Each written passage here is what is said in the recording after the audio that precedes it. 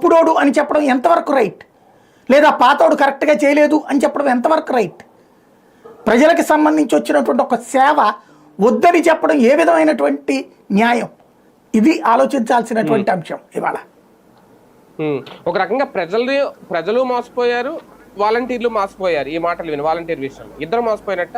అంతే కదా, ప్రజలు కూడా నమ్మారు కదా. ప్రజలకి ప్రజల్ని నమ్మించడం అనేటటువంటిది వీళ్ళు చేసిన అతిపెద్దది. ఇద్దరు అటు పక్కన చంద్రబాబు, పవన్ కళ్యాణ్ చాలా గొప్ప గొప్ప ప్రకటనలు చేశారు. ఇంకేముంది, అసలు వ్యవస్థలన్నిటి విధ్వంసం అయిపోతున్నాయి, ఆ విధ్వంసాన్ని మేము కాపాడుతాం. రైట్, విధ్వంసం వాలంటీర్ వల్ల అవుతున్నప్పుడు మళ్ళీ ఎందుకు పర్మనెంట్ చేస్తారని చెప్పావు? ఎందుకు అలా 10,000 ఇస్తానని చెప్పావు? విధ్వంసం చేస్తున్నది వ్యవస్థ అన్నప్పుడు సచివాలయ వ్యవస్థ ఉంచుతానని ఎందుకు చెప్పడం?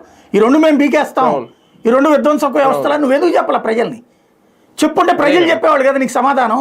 ఆ విధ్వంసమా లేదా అన్నటువంటిది ప్రజల్ని పచ్చిదాగా చేశారు. ఈ రెండు వ్యవస్థలు ఉంటాయి, ఇంకా పవర్ఫుల్గా చేస్తామని చెప్పేసి, ఇంకా మిగతా సేవలు కూడా చేస్తామని చెప్పేసి అక్కడికి తర్వాత వచ్చేసి అసలు ఆ వ్యవస్థలను చిన్నాభిన్నం చేసి ఆ సచివాలయ ఉద్యోగులు ఎట్లా నమ్మించారు?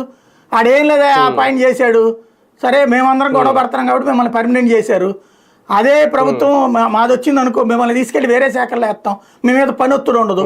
చూసారుగా పంచాయతీరాజ్ వాళ్ళు నిద్రపోతున్నారు, మున్సిపాలిటీ వాళ్ళు హ్యాపీగా ఎంజాయ్ చేస్తున్నారు, మీకు మాత్రమే అట్లాంటి అవకాశం లేకుండా పోయింది. అదే బాబు వస్తే మీ బతుకులు బాగుపడతాయి. ఇది వాళ్ళని కన్విన్స్ చేసిన పద్ధతి.